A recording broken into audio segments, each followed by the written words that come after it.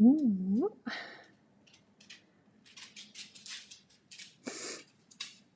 Video is starting. Hey, here we go. Right, I've been sweating and everything. I've been jet washing the garden outside. No hat. We'll grin and bear it. We're good. Kind of. Yeah, I really do need to get my hair done. I tell you what I'm going to do. I decided. Oh, it's bad. I'm going to get, you remember like in the 80s I had this one long bit here? I'm going to do that. In fact, I need to put my hat on. Actually, I do need to put my hat on. It's too much. That's exactly what I'm going to do.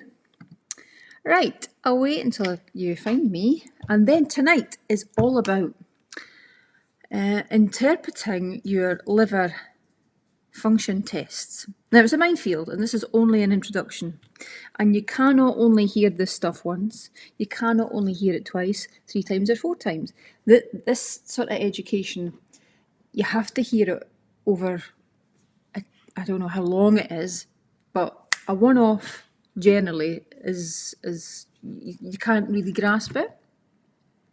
Unless, of course, you go and do lots and lots of research, in which you can, and I would advise you to do that. But my clients learn about topics over time, because when you hear it, you go, okay.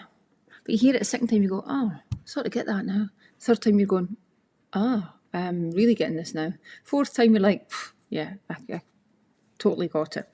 And that's the way it goes. And because it's so vast and so rich, this is an introduction to liver function. And as always, I've got all my blood lab test report, and I've made hundreds and hundreds of notes for you.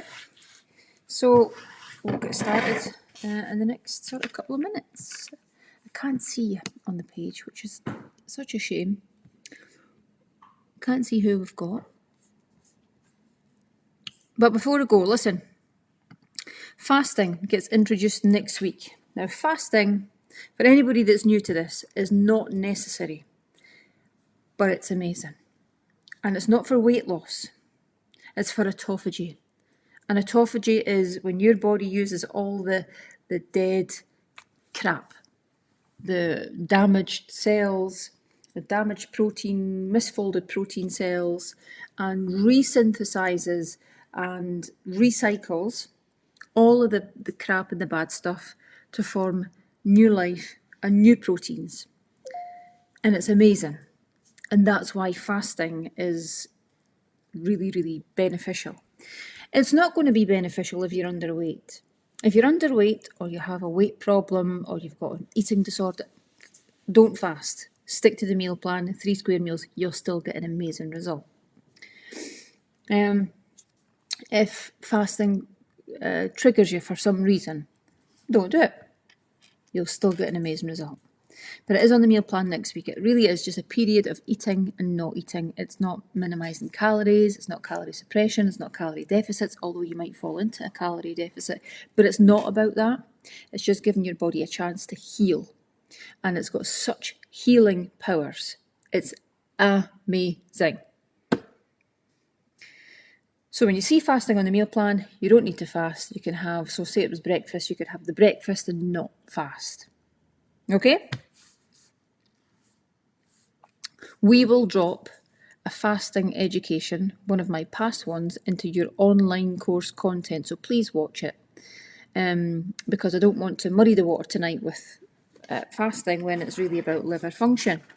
Okay, right, here we go. So let me just share with you, when you get your blood tests done and request your liver function, they'll probably get done randomly or as part of the process anyway, but request them so you can see.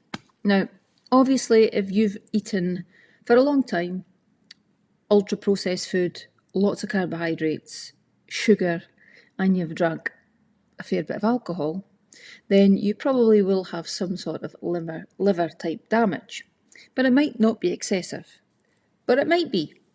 So I want to sort of introduce you to the the reference ranges, and every sort of clinic, and your doctors will maybe have different reference ranges to Randox, for example, or another clinic, a private clinic. And they've all got their own sort of reference ranges, but they're all sort of much of a muchness, let's just say. So here are the reference ranges for the common liver function results that you would get back. So there is ALT. Now, you might want to take a note of this, and the reference range is between 3 and 40 international units per litre. AST, and now I'll just say the numerical value, okay? So AST is between 3 and 30. Hey, you two. ALP is between 3 and 100. GGT is between 8 and 60. Now you'll notice the reference, the measurement will change. So some are international units, some are unimoles per litre, and some are grams per litre. So just bear that in mind, okay? GGT between 8 and 60. This won't mean anything to you right now, but hopefully it will do soon. Bilirubin is between 3 and 17, and albumin 35 to 50. Now sometimes your ferritin is also measured, and in this case my ferritin is measured also. Okay. Like I say, that won't mean anything to you right now, but when you get your liver function test, you might want to revisit this live. If you've taken notes, you might want to get them back out again. So, can I pull it over? Can I pull that over? No, but maybe I can. Wait a minute. Hold on.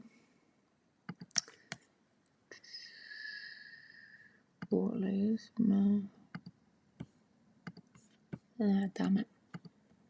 I've lost it. God damn. Hold on a wee second, ladies.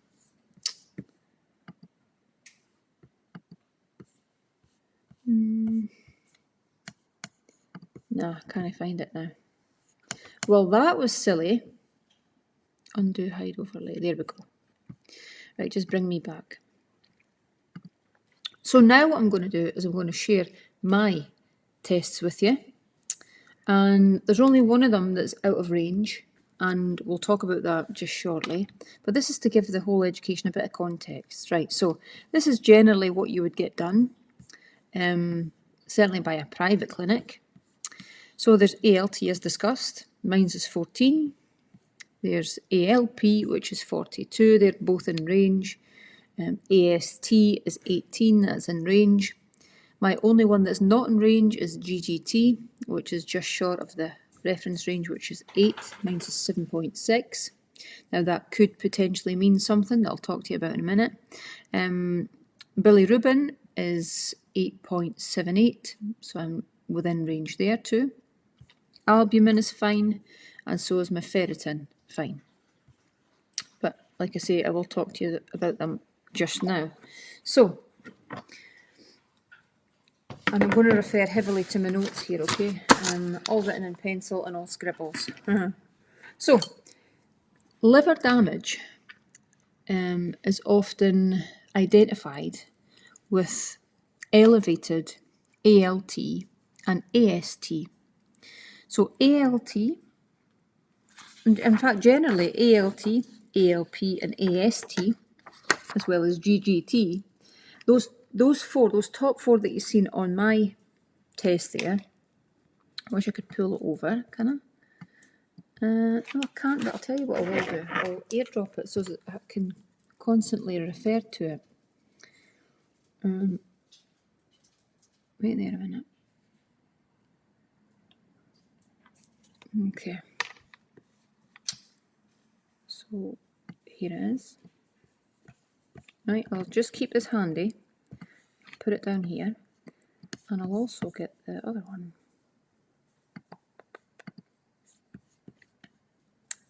This one. Right, so that'll be handy. And we'll stick them up there. Good. So the top two, ALT and AST, they are a good indication if you've actually got liver damage. They're usually raised when the liver cells are being damaged by a diseased process, ALT and AST. Thankfully, mines are in range. ALP and GGT, the bottom, so if the top four are indications of liver damage, the top two are indicative of a liver disease process, and under those two, ALP and GGT, are raised when there is a problem with bile flow. Bile flow, which carries bilirubin from the liver to the small intestine.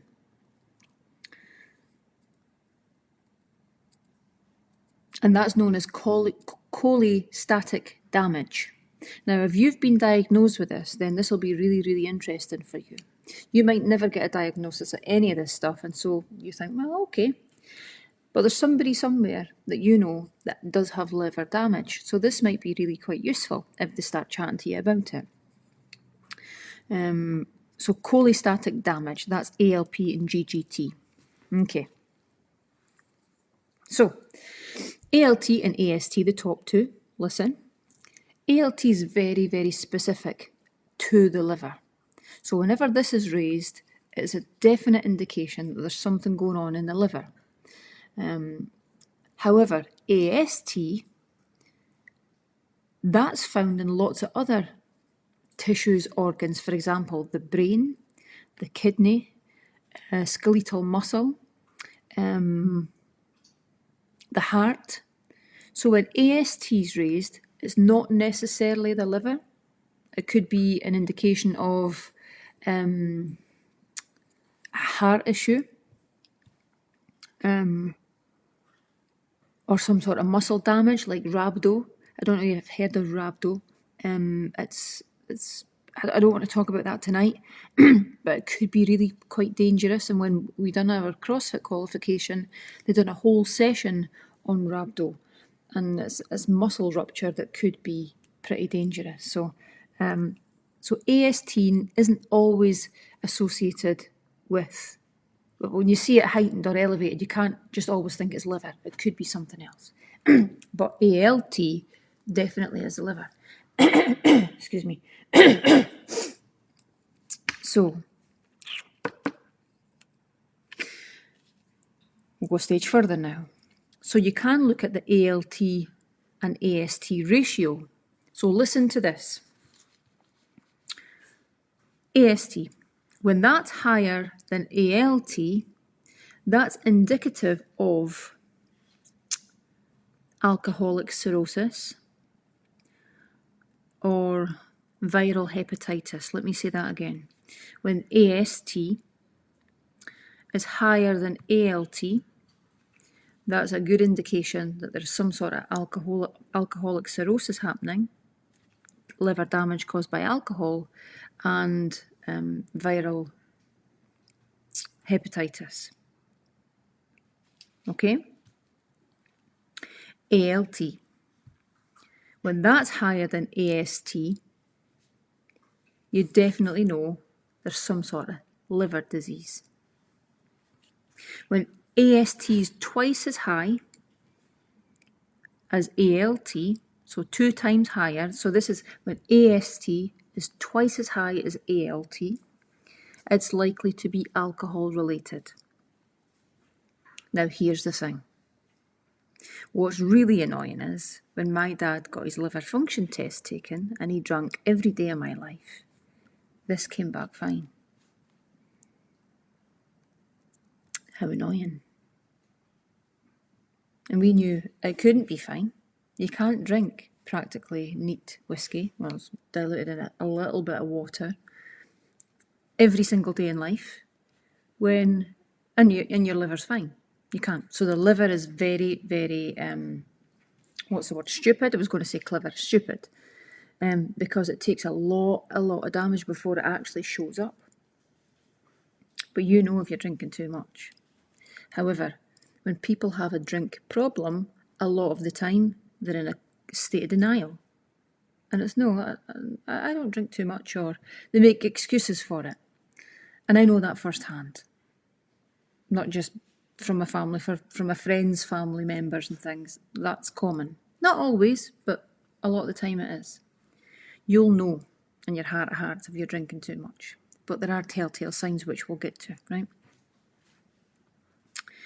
So when AST's high, and remember I said AST, when that's elevated, it could be the brain also, it could be the kidney, it could be in your muscles, but it also could mean myocardial infarction, so a heart problem, and that muscle thing, that muscle problem of, it's called, for short, is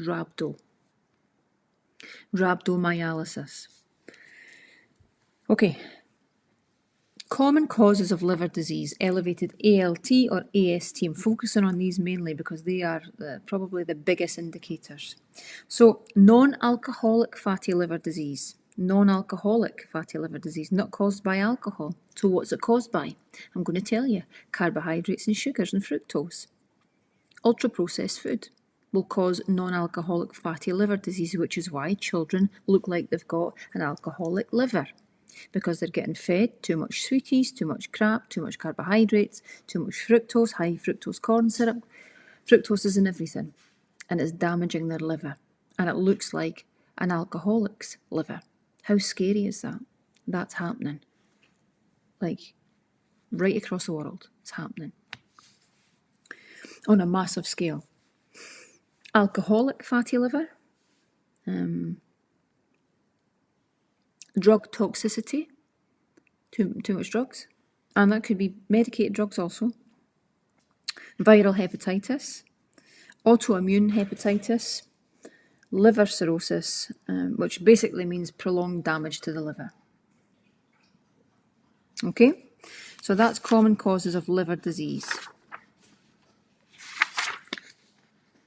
ALT, AST, GGT, no, in fact, ALP is raised when there's a problem with bile, and bile carries bilirubin from the liver to the small intestine. So I'll get to ALP values in a minute. Yeah, well, and GGT, where are they? It's ferritin. So, cholestatic damage. Can I just share that on screen here? Because the more you see of this, the more... So I'm really just putting into Google, because I think people sometimes forget that we've got Google. And I'm going to share this definition. Here we go. There. Let me trim that there. Now, if you've been to the doctor and you've heard your doctor mention any of this, then you must be absolutely glued to this. Or you need to be. Right, okay. Sorry, girls, just hold on. I'm just trimming it. I want it on screen so we can constantly refer to it.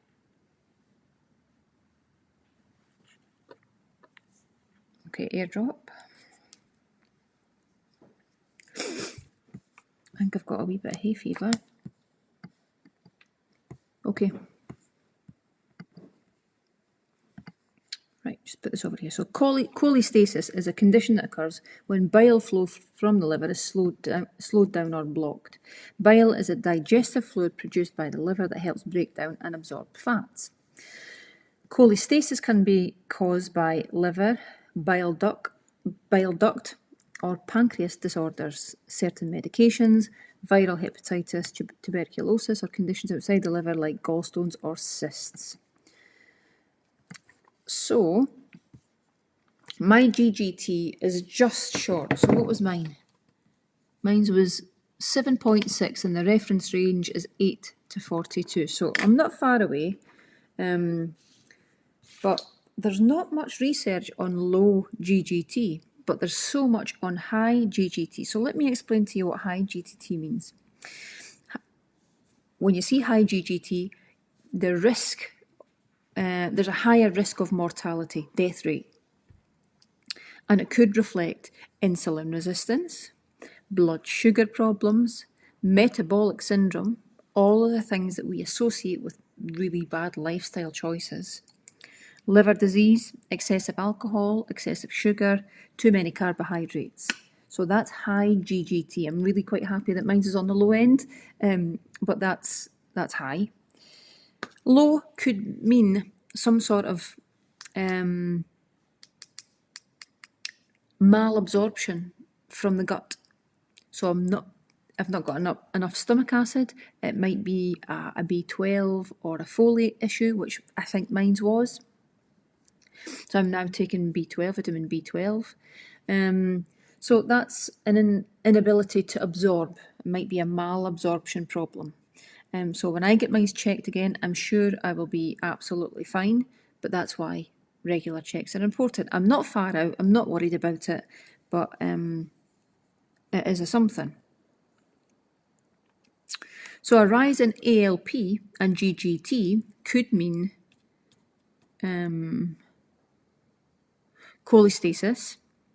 So you might have a bile problem, a digestive problem, gallstones, pain from your gallbladder and liver area, maybe even referred pain up your right side because of that nerve that runs from this side where all the inflammation potentially is, and the backup of bile. And you might have what's called bile sludge, so everything's just slowed down to a halt, so you can't break down fats, you can't absorb fat certainly, so you can't use them, and that can cause a lot of problems. But because that area may be inflamed, it'll be pressing on the nerve sometimes and runs up the right side of your body and causing you headaches, trapezius pain, shoulder pain, referred pain right down your arm. And that's a digestive problem caused by this. So your blood test might show that up. A rise in ALP only, so ALP could mean some sort of damage to bone, so a broken bone, broken hip, for example. Your ALP would really go up. Okay, fine. Bilirubin. So, bilirubin is a breakdown product or a product caused from the damage to red blood cells. And how have I got it written down here? Breakdown product of hemoglobin, which elevates bilirubin because it's released into the blood when red blood cells rupture. And that's a natural life cycle of red blood cells. That's what happens. So bilirubin travels to the liver, and a healthy liver adds a molecule to bilirubin, and that can then go to, well, it's water soluble when the molecule's added, and then it could be then excreted from the kidneys or the other end. So you'll lose it down the toilet. And that's when your liver is functioning normally. But when there's a blockage, that can't happen, and you will have some sort of digestive problem, and you'll probably be in quite a lot of pain. It might even cause jaundice. Now, jaundice, as you probably know, could look like any one of these three. Well, two certainly. So, yellowness of the eye and skin. Sorry, this man's a wee bit scary. But this fat belly here is basically a non-alcoholic fatty liver. She's not an alcoholic.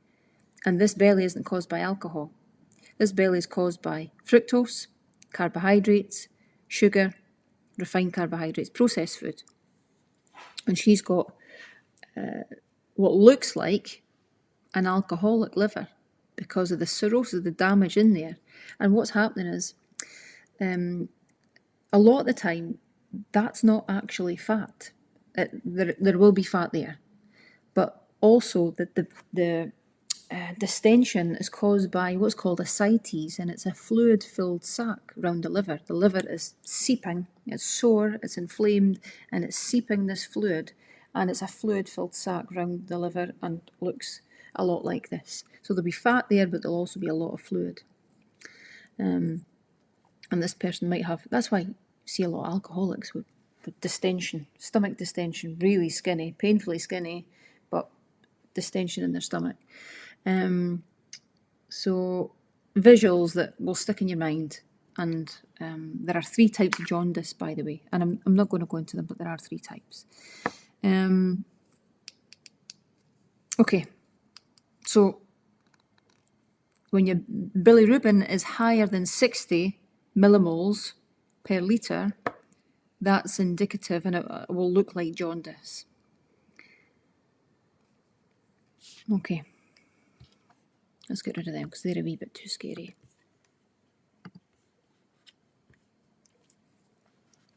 Oh, I've switched sides. Hold on.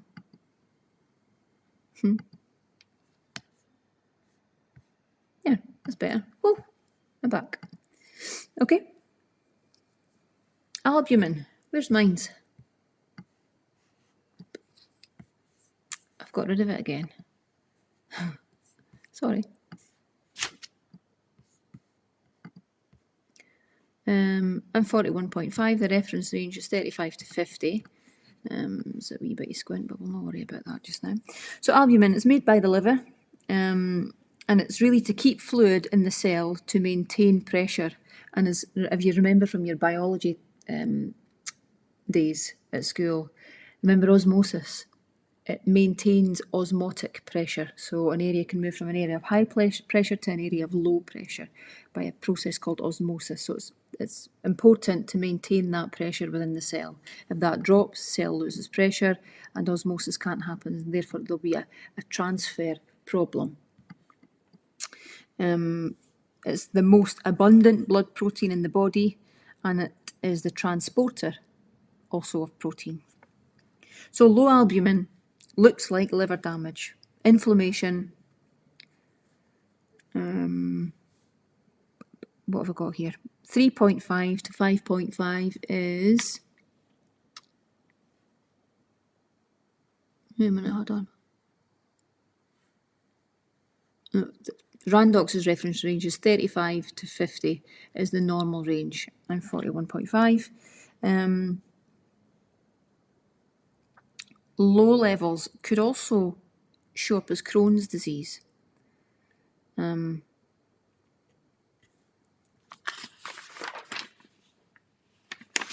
For some reason, that's all I wrote on albumin. I don't know why.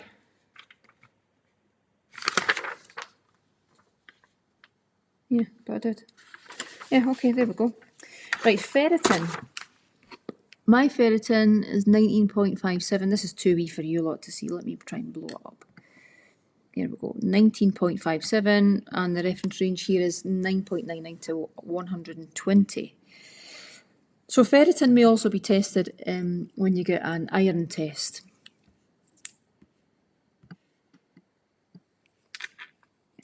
And also there could be something that's like, you might have high ferritin because of genetics, but you would need a specific genetic test to ascertain that.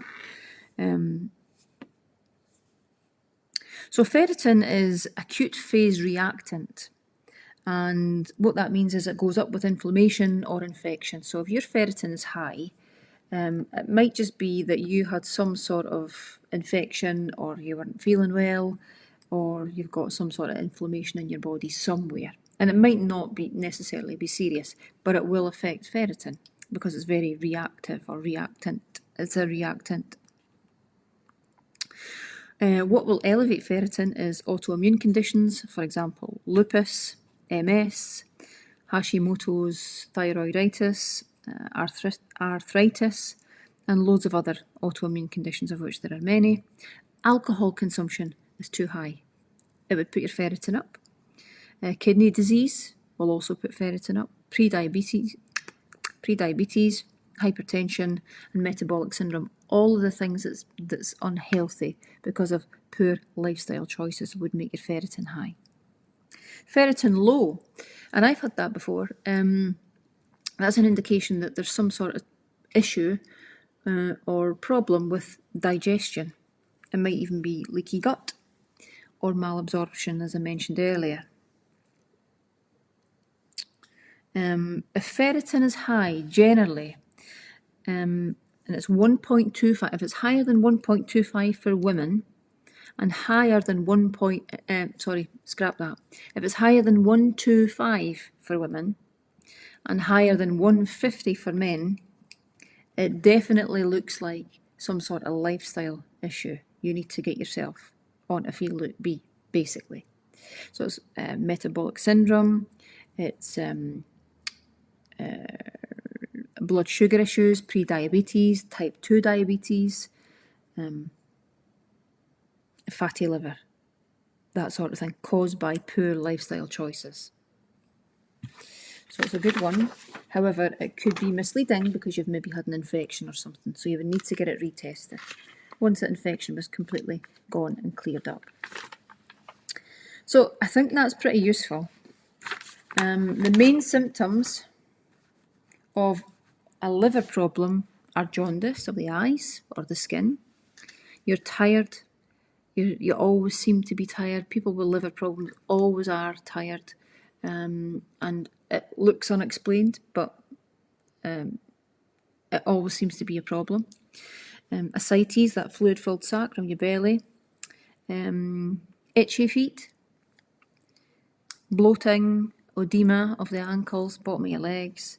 And spider veins. And there are more. How to repair the liver? You can repair it, you can help it, you can stop drinking alcohol, you can minimise refined carbohydrates. This is what you're doing anyway, this is why you're on FLB, to do all of this stuff. You're actually healing when you don't know you're healing. Stop the sugar, stop the fructose, minimise alcohol. Fasting's amazing, which is what we started with. Fasting is absolutely brilliant to help your liver heal, but it's so healing for so many different functions in the body, parts of the body. It's amazing for your brain. Actually, going without food for a prolonged period of time, not an overly prolonged period of time, like missing a breakfast. Nobody's going to die. It's actually really, really good for you. One, it helps you absolutely appreciate your food when you have it. Two, it gives your digestive system a break. That's constantly working, as you can imagine, because you're constantly eating. It's healing because of the autophagy that's happening, and basically it's like a bit of a reset, and it helps you get to that set point instead of constantly having stuff. And we'll get gluttonous, we'll get greedy because it's there, it's easy to have. When you go without, you start to fully appreciate everything. You start to feel more energetic, your tiredness might go, your aches and pains might go, you'll start to move better and you'll have more energy. You think the opposite, but that's not true. There are thousands and thousands and thousands of calories stored up inside your body. When you miss a meal, you are not going to die of starvation or hunger. Nothing's going to happen really, apart from you'll use your body fat as fuel, you'll produce ketones for energy, and you will feel energised.